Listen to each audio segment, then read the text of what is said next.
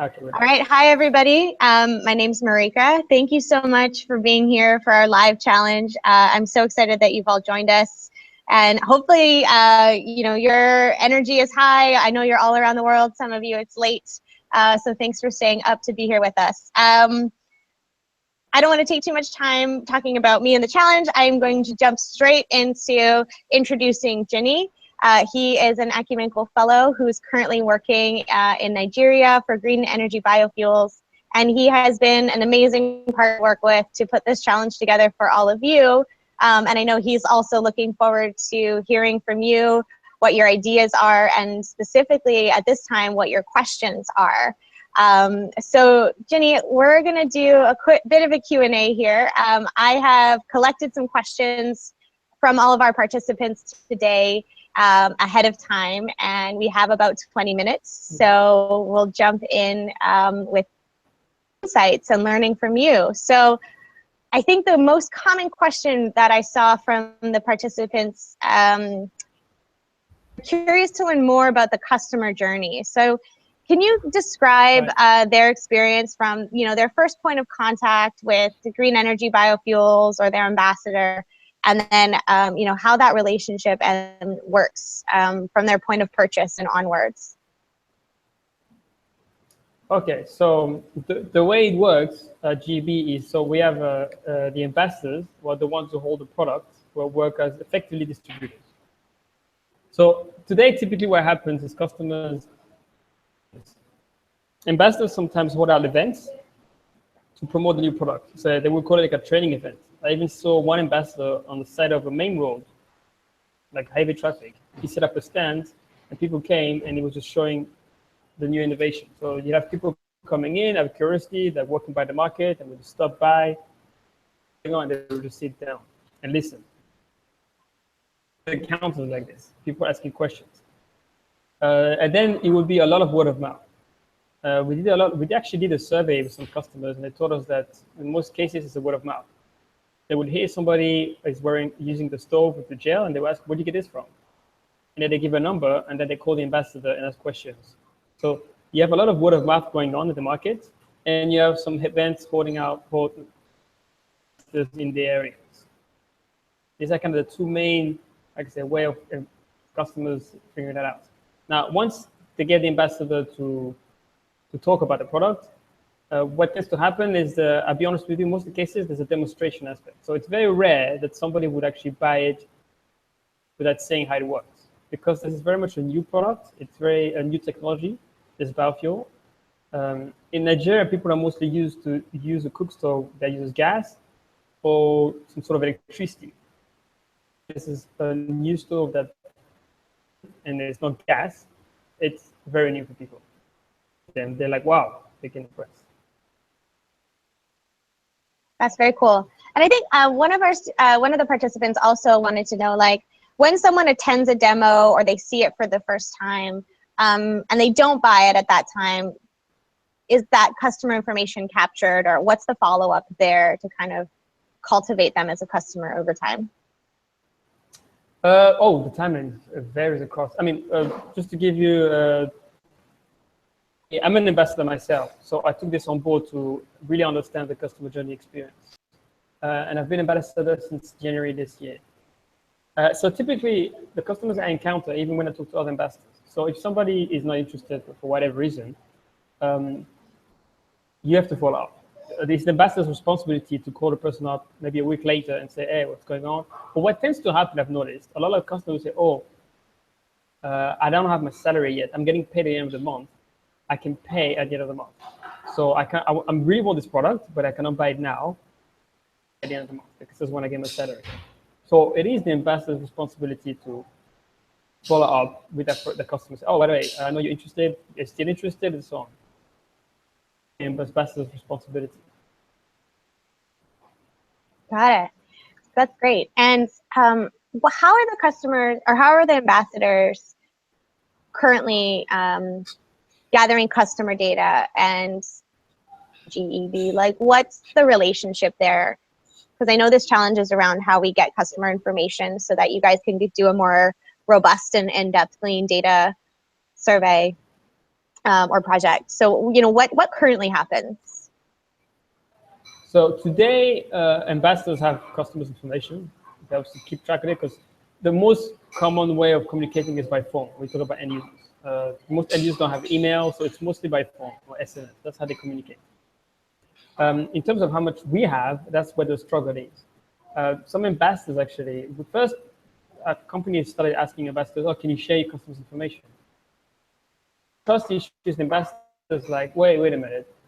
My customers' information, you as a company will set you will steal my customers. They will steal their customers, their customers, sorry. So they're like, I don't want to give you my customer information. So they rather say, no, this is my customer, I take care of it, I don't want you to interfere. And it might be confusing for the customer. So, but today, what we did last year, a year ago, or a year and a half ago, they reached a place where if you collect a certain amount of customer information in a given month, we gave it like a limit, we give you free biofuel products. In specific, it was like if you can sell 20 customers of biofuel in a month, we'll give you 15 liters for free. And what happened, we realized, was actually the way they were collecting this information was there was a platform typing the customer information. So we'd have a system saving all this data. But over time, we realized that ambassadors didn't like doing that also because we had some criteria like email address. So ambassadors like, the customers don't have email address. So information, if I don't put an email, I can't even submit it. So that it's pointless what you guys want. So it doesn't work. So I think what's happening also is we're not having enough engagement with ambassadors to understand exactly what is the best way. But today, that's the best way we do it. And we've collected about, just for you to be aware, 350 customer information, 350 numbers basically, effectively, of customer data, which is very small in terms of the marketplace. To give you an idea, we sold 500,000 stores. So there's way more customer information we can get. So, and also, it's not very good customer information. Unfortunately, what happens in Nigeria is people change numbers. So sometimes you might have a customer number and you call and it's off. And through word of mouth, you find out that this customer moved to another place and changed numbers. But obviously, if the ambassador doesn't follow up, there's no way we can find that out. So that happens a lot. So that's also a challenge we're trying to think, what's the best way to, but it's all about following up, I think. You've got 300 customers who've given information out of 500,000 stoves that you've sold. So typically 500,000 customers. That's incredible. Changing numbers all the time, like really complicated. Do you have any ambassadors who are doing a good job of this right now, who collect this information and share it with GEB, and ambassador unique, or what circumstances are they in that allows for them to do that? I was looking at the information. So when I was looking at, we have a database of, like I said, the promotion system we use. So when people fill in the information online, there's 350 customer data we got. We have I think one ambassador was like regularly posting a lot of customer data. Like in a month, sometimes he gave like 17 customer data. Do we have one ambassador who's got we know the ambassadors have a lot of, but they don't share the information. But we know who has a lot of customer base. So my marketing team, who's really working with investors on a regular basis. So I mean, they would tell me, I know this investor submitted 15 customer information, but we know he has hundreds of them. He only submitted 15. So we know the ones that do have the good ones, but there's never been a work on trying to figure out why he's and others. So that's not the work we've done before yet, but we know who they are. So got it. I mean, at least you can look at your database and see who your top ambassadors are as a starting point. You just haven't necessarily done that at this point. Yeah. A couple of people have asked questions just around ambassador training and how ambassadors are encouraged to increase their sales. Can you speak a little bit about that? Sorry, can you repeat? Oh yeah. We had a few people ask about the training that you provide ambassadors specifically to help them with increasing their sales. I can imagine that is a trust building activity, but perhaps you can speak more about the training that you offer and the incentives there. Okay, So today, our head office, we offer training twice a week, every Tuesday and Thursday from 10 a.m. to midday. We have two types of training, actually. We actually offer on Tuesdays, it's a training for just people that have heard from the word of mouth to be an ambassador. So people that are not an ambassador yet, but have heard about it and they're interested. So it's very much an introduction to it. And on Thursday, it's actually existing ambassadors who sometimes want to come back because they have more questions based on they've sold the products, they've done the business, but they still have some questions which can happen for help. Sometimes they come in and say, listen, I'm struggling with this, or people, this product, how should I fight against this resistance? What's the real biggest benefit for this product, et cetera, et cetera. So it's two types of training. Now, if you look at the content, there's the aspect of, interestingly enough, when I joined the company, I realized that most of the training they did was not about sales. Because if you look at the compensation, the commission structure we have today, we actually have, by purpose, a commission where you actually earn more money by. What we want to see is, sorry, an ambassador has to get, what we say, recruit 5 other ambassadors in his region. So one person is an ambassador, but he can find 5 other people. Also, literally open other shops.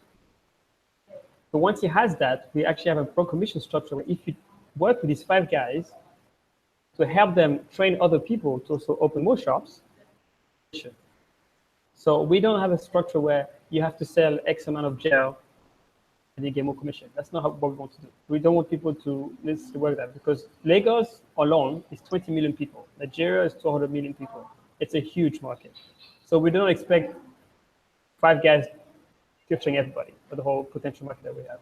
So we expect that a network of these shop owners will be the best way to reach out to people because what we're dealing with in Nigeria and specifically in the customers we work with, transport is expensive. So there has to be proximity. So today, just for everybody to have an understanding, to buy for the cook soap to cooking. Kerosene is literally found everywhere in the streets. It's very easy to find. You ask somebody, can you get me some kerosene? They ask somebody, and the kerosene will come to you. So there's a convenience, which is very, very strong at the moment. So every customer is like, okay, I want your gel, but how can I get it? How easy is it for me to get that gel? Because most people sometimes don't have the time or the money to travel to buy the gel. They want to be able to have it close. So proximity is huge, which is why a commission structure is linked to proximity. We want more shops all over Nigeria, so it's easy for people to get the product. So that's why we actually train ambassadors. We want you to look for more ambassadors around the area to open as many shops as you can. We give you more. Literally, I'm not doing the structure is like you actually make more, you can double your earnings, double your commission, sorry, let's say, by doing that rather than just pushing volume. Got it. And I think some people were asking just about customer service and who handles those customer service inquiries. Is it the ambassadors or is it GEB staff members? So customer service is handled normally by ambassadors first because they have the direct contact with the customers and the regular contact. Secondly would be GEB staff. Sometimes ambassadors cannot help with the customer service. So for example, it's a faulty product, typically issue. A faulty product, typically an ambassador will come to a head office. If he cannot fix it himself or herself, she will come to the office and ask, oh, this solar light is not working. We tried everything, but it's just not functioning. So we give her a new one. But the first point of contact is always the ambassador. The GEB staff comes second if something urgent or more complicated. Got it. So the ambassador really does own that relationship. And is that also with respect to a payment plan? So I believe in the brief we wrote that some customers don't necessarily pay the full price of the stove outright. So is that ambassadors or is that GEB who also manages customers who are on a payment plan? It's ambassadors. We don't have any, so when people become an ambassador, there's no strings attached. Payments, so they're free to do whatever they want. I've spoken to ambassadors who do payment plans for 3 months, 2 months, 4 months. 4 months is really the longest I've actually heard from ambassadors. But a lot of ambassadors tell me that when you're getting new customers, payment plan is a big driver because new customers it's really hard for them to say, should I risk spending $30 on this product that I don't even know? So when you do a payment plan, you're building trust.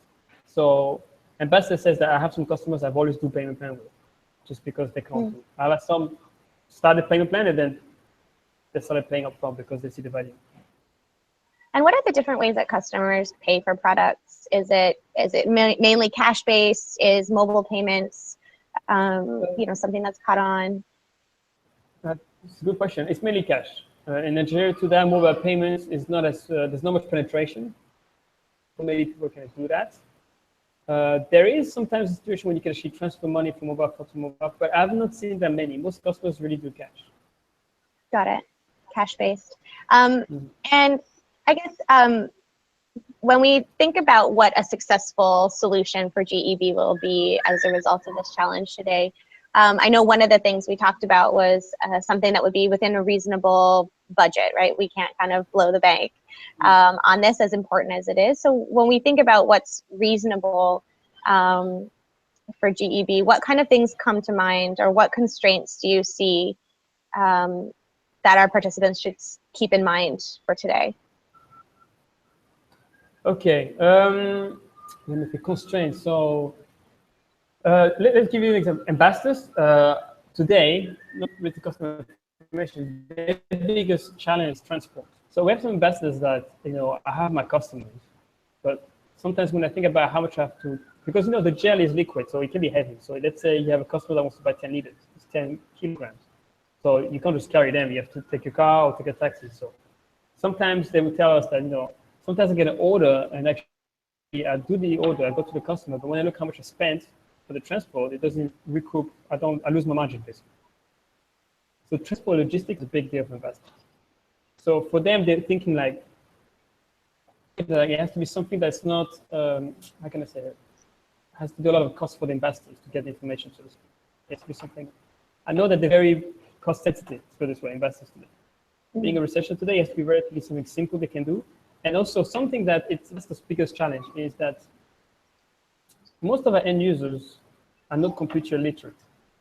So that's a fact. So it has to be something that's easy that customers, it's either customers who dial in the information or the ambassadors would have to collect the information. I don't know what it is, but I'm saying you have to take that into account. The computer literacy is very low for the end users. So if we were to provide anything that the customers can, put in information, it has to be very simple.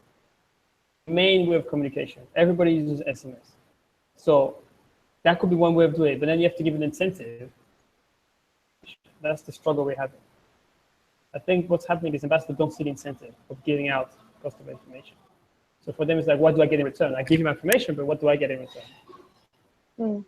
If they don't say that to me, but when I speak to them, that's the feeling I get from how they react. Got it. I'm going to go through a few questions that people have been posting on the channel, and then just as an FYI to all of our participants who are watching, Jini's going to stick around for a little bit to hopefully capture a few more questions that you guys have answered in the Ask Jini channel. So let's see here. I think I see a few people asking just about what else exists outside of these relationships. So are there any community events that people tend to gather around? Are there kind of like, I think someone has referred to like a national like lottery system? What are some of the, I guess, community structures or cultural structures that that exist in general in Nigeria? So when I talk to ambassadors, the way they introduce the product to their community, it's mainly through, I've heard very common ways, two associations. One is church, very big in Nigeria. So I've heard a lot of people say when I started to introduce my product was to the church. So we'll go to church on Sunday, and because some people go to church, sometimes there are 400 people in the church, sometimes smaller or even bigger. So church community is huge. I mean, this is where the community is. So they use a lot of that to get exposure. So church is very big. Another association people use is cooperatives. There's a lot of savings cooperatives in different areas in Nigeria. I was talking to one gentleman who is one of my customers who's actually turning to be an ambassador himself, to a woman who's running a union, which is basically savings cooperatives in the area where, loans and paying it back and so on, raising a fund. So cooperatives and church are the main, I've heard, communities where it's a good, people use that's the strategy that they use. But church is very popular. People always go to church to introduce the product. Great. And one last question before we sign off of the video, and like I said, Jini will stick around to answer questions in the channel, is I think some people still want to hear a little bit more about what's been communicated to ambassadors so far as to framing why you need the customer data. You know, what have you tried to kind of soften their fears or build that trust or maintain it? That's one thing I've noticed that the company, to be honest with you, has not done.